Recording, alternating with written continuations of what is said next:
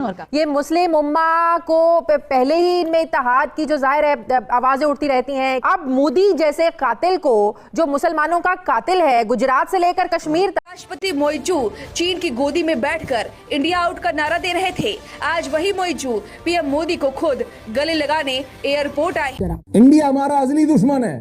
आजादी के खूबसूरत मौके के ऊपर अपनी खुशियों को दुबाला करने के लिए उन्होंने नरेंद्र मोदी को रेड कारपेट पे वेलकम किया है, as a chief guest invite किया। हमारे यहाँ ये हमेशा यही समझा जाता है कि जनाब कि हमारे साथ दुनिया के हर जो मुल्क है ना, हमारे साथ बराबरी पे आके डील करे। मतलब हमारी फने खानी जो है ना, हमारी गर्दन का सरिया, हमारी औकात, हमने कोई दुनिया की अपने आप को इतनी बड़ी तोप चीज समझ लिया कि चाइना हो, उसके रशियंस हो, आपके अमेरिकन, यूरोपियन, जो भी दुनिया का मुल्क हो, हम कहते हैं हमसे बराबरी की बात करें और एक हफ्ते बाद पैसे मांगने पहुंचे हुए हो। इस साल मालदीव ने इंडिया का दिल जीतने के लिए एक और भी बड़ा कारनामा किया है कि कैटरीना कैफ को मालदीव की ब्रांड एम्बेसडर। एक बहुत बड़ी फैन फॉलोइंग है मोदी जी की अराउंड द वर्ल्ड, और काफी मतलब ये बात की गई कि इनका एक इन्फ्लुएंस, एक इन्फ्लुएंशियल किस्म के लीडर के तौर पर जो है ये सामने आ रहे हैं। इंडिया की जो गवर्नमेंट है, Modi has taken it to another level.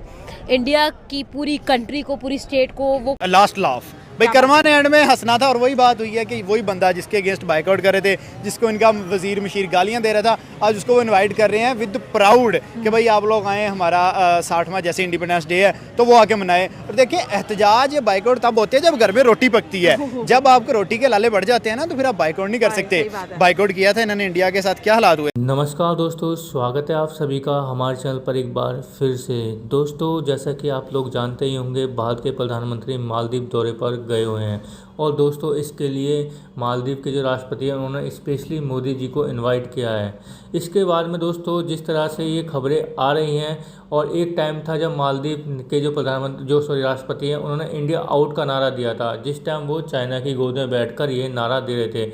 उनको ये लग रहा था कि चाइना हमेशा इन्हें सपोर्ट करता रहेगा, लेकिन दोस्तों उनकी 60वीं स्वतंत्रता दिवस पर उन्होंने ये फैसला किया है कि मोदी जी को गेस्ट ऑफ ऑनर का अवार्ड देकर उन्होंने वहाँ पर उनको इन्वाइट किया है। और मोदी जी भी बड़े दिल वाले हैं, उन्होंने एक बार न सोचते हुए भी वो वहाँ पर चलने के लिए राजी भी हो गए। और दोस्तों जिस तरह से ये चीज़ें चल रही हैं, दोनों ही देशों के बीच में आने वाले टाइम में जो बिगड़े रिश्ते हैं उनको सुधरने की संभावना भी है।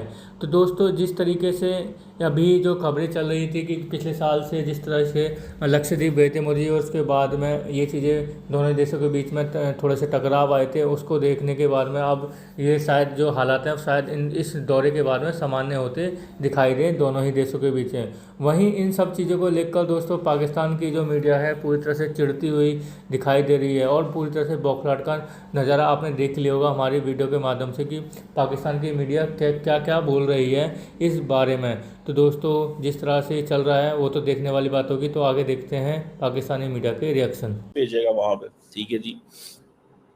तो ये बहरहाल ये अरेबियन सी के अंदर क्या होता है, कैसे अब इंडिया कहता है जनाब आपके यहाँ ड्रग्स हैं, हमारी इंडियन जो नेवी है आपकी मदद करेगी। इंडियन नेवी जो है वो आपकी मदद करेगी, this is what he says, ठीक है जी। तो इंडियन नेवी जो है वो मदद करेगी, और इंडियन नेवी जो है वो कहेगी जनाब हाँ जी ये जो है ना आप बहुत ज़बरदस्त प्लेयर हैं, आप हमारे साथ चलें, आप हमारे साथ काम करें, you know this is what. So मुझे ये बड़ा इंटरेस्टिंग लगता है। और मालदीव्स आपको पता है एक कोलंबो सिक्योरिटी कॉन्क्लेव है, उसका भी मेंबर है, पार्ट है। और रीजनल सिक्योरिटी के हवाले से, ट्रांसनेशनल जो थ्रेट्स हैं उसके हवाले से, और इनके बेसिकली 4-5 प्रिंसिपल है कोलंबो सिक्योरिटी कॉन्क्लेव के। एक तो maritime security, safety and security, ठीक है। इसका मतलब क्या, इंडिया बेसिकली इन चीज़ों में इन तमाम मुल्कों की हेल्प करता है, कैपेसिटी बिल्डिंग करता है। छोटे मुल्क हैं, रिसोर्सेज नहीं है, इंडिया कहता है और मैं तुम्हारी मदद करता हूँ। Second, terrorism and radicalisation. जैसे फॉर एग्जांपल इंडिया के साउथ में इस्लामिक स्टेट की प्रेजेंस पाई गई और श्रीलंका में अटैक वगैरह हुआ था, तो वो समझते हैं वो जो टेररिज्म एंड रेडिकलाइजेशन, बेसिकली तो ये जो टेररिज्म एंड रेडिकलाइजेशन है ये मुस्लिम डी रेडिकलाइजेशन की बात करते हैं। बाकी अगर किसी और फेथ के अंदर रेडिकलाइजेशन हो तो वो समझते हैं ये रेडिकलाइजेशन नहीं है, ये मुस्लिम रेडिकलाइजेशन की बात करते हैं। और भी तो फेथ्स के अंदर रेडिकलाइजेशन हो सकती है, लेकिन नहीं, उसकी नॉर्मली कोई बंदा बात भी नहीं करता, और वो है भी नहीं है, उसको वो समझते हैं कि नहीं, ठीक है ना। सो ये एक चीज़ जो है वो मुझे नज़र आती है। तीसरी चीज़ इसमें ये है कि वो कभी trafficking and transnational organised crime जो है वो भी इम्पॉर्टेंट है, और उसके ऊपर भी वो करने की ज़रूरत है, और जो साइबर सिक्योरिटी है और बाकी चीज़ें जो हैं वो भी करने की ज़रूरत है। फिर humanitarian assistance and disaster relief. तो इंडिया बेसिकली मालदीव्स को और इन मुल्कों को जो ख़ास तौर पे जो नेशनल सिक्योरिटी एडवाइज़र हैं वो आपस में ज़रूर मिलते रहते हैं, इंडिया, श्रीलंका, मालदीव्स के, और ये 2020 में ये मोमेंटम बिल्ड हुआ। और ये क्यों 2020 में मोमेंटम बिल्ड हुआ, जिसमें इन्होंने मॉरिशस को भी साथ में डाला, और इन्होंने कहा जी कि जितने भी western and southern Indian Ocean region है, फिर बांग्लादेश, फिर सेशल्स जो है वो भी कोलंबो सिक्योरिटी को ऑब्जर्व करेंगे। अब इंडिया को प्रॉब्लम यह है कि इंडिया ने सबको तो बीच में डाल लिया, बांग्लादेश को भी डाल लिया। अब बांग्लादेश इंडिया के लिए इरिटेंट है, लेकिन क्या करें, फिर आप वो सुनने में आ रहा है कि म्यांमार और ओमान को भी इसमें डालना चाहते हैं, तो वो पाकिस्तान को बाहर रखना चाहते हैं। और अगर वो अफगानिस्तान को फॉर एग्जांपल डाल दें बीच में, किसको डाल दें? अफगानिस्तान को। अच्छा, अफगानिस्तान को डाल दें और पाकिस्तान को बाहर रखेंगे तो फिर भी समझ नहीं आती। तो पाकिस्तान, अफगानिस्तान, तो इंडिया बेसिकली अपने खित्ते के अंदर ताल्लुक, वो अपना असर रसूख को मजबूत करना चाहता है, और वो किस तरह मजबूत कर पाएगा ये बड़ा टाइम लगेगा।